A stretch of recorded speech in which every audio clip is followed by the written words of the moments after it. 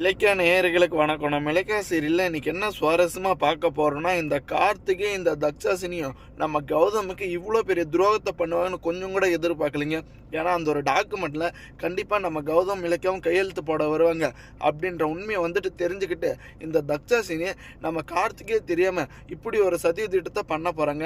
ஏன்னா நம்ம கார்த்திக் முன்னாடி உன்னுடைய மொத்த சொத்து பத்தம் திரும்ப உன் கைக்கு வர்ற மாதிரி நான் ஒரு பிளான் பண்ணியிருக்கேன். அந்த ஒரு டாக்குமெண்ட்ல உன்னுடைய வீட்டு பத்திரத்தை உன்னுடைய சொத்து பத்திரத்தை எல்லாம் அதில் வச்சுட்டு இருக்கேன். கண்டிப்பாக அதில் உங்கள் அண்ணா கையெழுத்து போட்டானா அதுக்கப்புறம் அதுக்கு எல்லாத்துக்கும் உரிமையாளர் நீ தான் அப்படின்ற மாதிரி சொல்லிட்டு இப்போ இந்த ஒரு வரப்போகிற எபிசோடில் நம்ம கார்த்திகே நம்ப வச்சுட்டாங்க.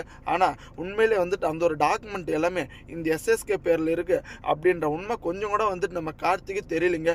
ஆனால் மொத்த சொத்து பற்றி பறி கொடுத்த நிலைமையில் இப்போ நம்ம கௌதம் இலக்கியாவும் அடுத்தபடி என்ன பண்ண போகிறாங்க அப்படின்னு தாங்க பயங்கர ட்விஸ்ட்டாக இருக்குது. ஏன்னா கூடிய சீக்கிரத்தில் நம்ம கார்த்திக் திருந்தி வரணும்னு தாங்க நம்ம கௌதம் எதிர்பார்த்துட்டு இருந்தாங்க. ஆனால் இந்த கார்த்திக் இந்த தக்ஷாசினி கூட சேர்ந்து இப்படி ஒரு கேவலமான எண்ணத்தில் ஈடுபடுவாங்கன்னு கொஞ்சம் கூட எதிர்பார்க்கல.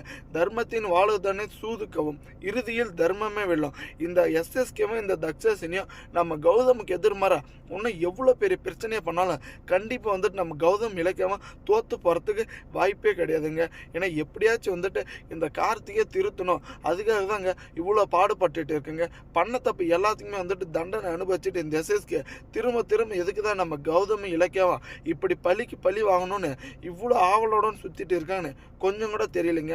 ஏன்னா இப்போ பார்த்தீங்களான்னு ஒரு பக்கம் நம்ம கௌதமுக்கு பயங்கர கோவங்க. இந்த தக்ஷாசினியோட பேச்சை கேட்டு இந்த கார்த்திக் எதுக்கு நம்ம கிட்ட இவ்வளோ சத்தம் போடணும்? ஏன்னா அவனை நம்ம ஏமாத்துறது அவன் நினைச்சிட்டு இருக்கான். ஆனா அவனுடைய சொத்து பத்து நம்மளுக்கு ஒரு துளி அளவு கூட வேணாம் இல்லையா? எதுக்கு கார்த்திக் இப்படி மரமண்ட மாதிரி யோசிச்சுட்டு இருப்பான்னு ஒரு பக்கம் நம்ம இலக்கிய கிட்ட சொல்லிட்டு இருக்கங்க. ஆனால் இப்போ நம்ம கார்த்திக் பண்ணது துரோகத்தோட நம்பிக்கை துரோகங்க.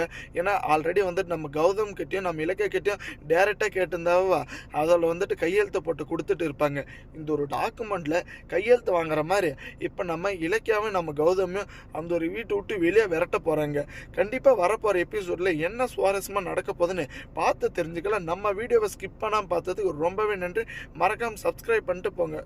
தேங்க்ஸ் ஃபார் வாட்சிங் இலக்கிய நேயர்களுக்கு.